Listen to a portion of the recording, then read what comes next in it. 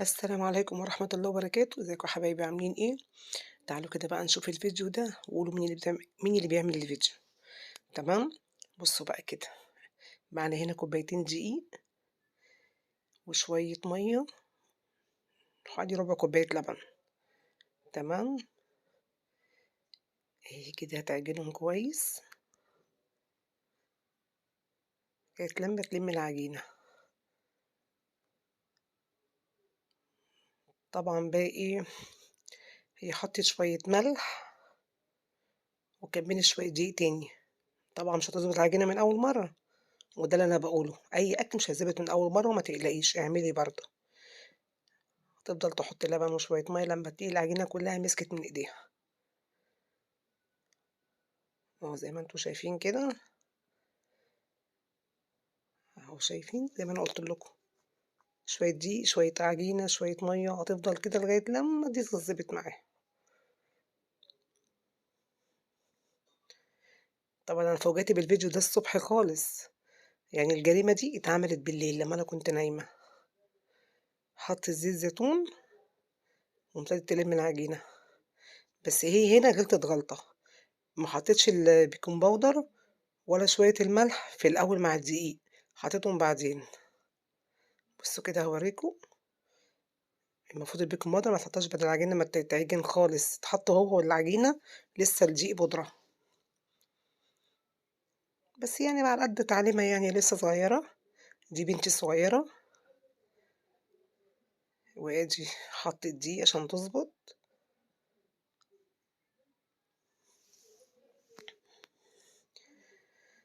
وآدي الملح، دي الغلطة اللي هي عملتها، تمام، هي كده خلاص العجينة ولمِّت معاها الحمد لله، الحمد لله، بقى لها ساعة بتعجن في العجينة، تمام، هي كده خلّصتها وتخلّيها شوية تخمر، طبعًا الخميرة هنا هتبقى بطيئة لإن هي حطِّت البيكنج باودر حطِّته بعد ما عجنت. بس هتطلع هنا تبقى حلوة، أهو زي ما أنتم شايفين كده، دي بقى أنا مسميها جريمة آخر الليل، هتفرد العجينة وتقطّعها 4 أهو شايفين،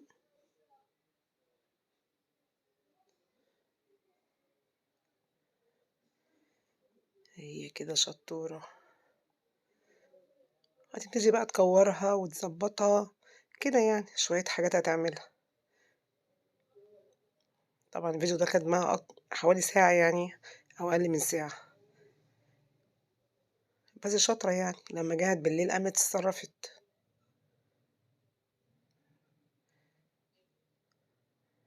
مش عايزين ننسى غزة معانا في الدُعا وفلسطين، اللهم انصرهم وثبِّت أقدامهم يا رب.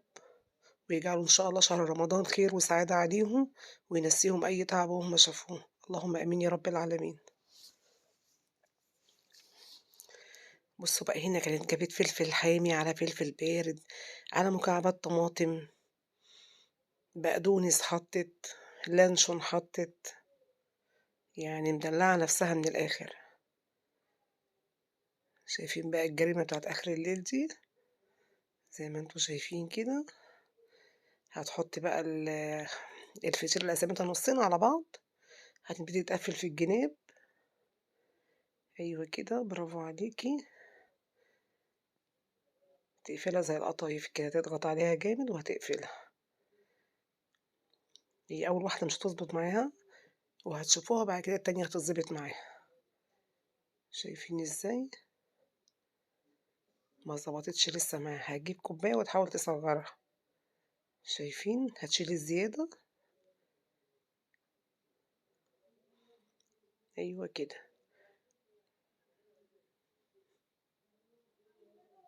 هتدخّل أي حاجة باينة من الفطيرة، هتحاول بقى هنا تعمل واحدة تاني وتغطّي بيها تاني، يعني تعمل طبقة تانية عليها، تمام؟ أيوه كده برافو عليها، يعني شجّعي بنتِك تعمل أي حاجة خلّيها تخش المطبخ وما تخافش، خلّيها تتجرأ. مش مشكلة لمّا تبوّظ مرّة و2 هتعدل التانية والتالتة، أهو شايفين كده؟ ولمّا تبوّظ حاجة علّميها قولي لها الصح، المرّة الجاية هتعملها زي ما أنتِ قُلتِ لها، مرّة في مرّة تبقى كويسة وشاطرة، شايفين كده؟ أهي والله برافو عليها ضبطت معاها،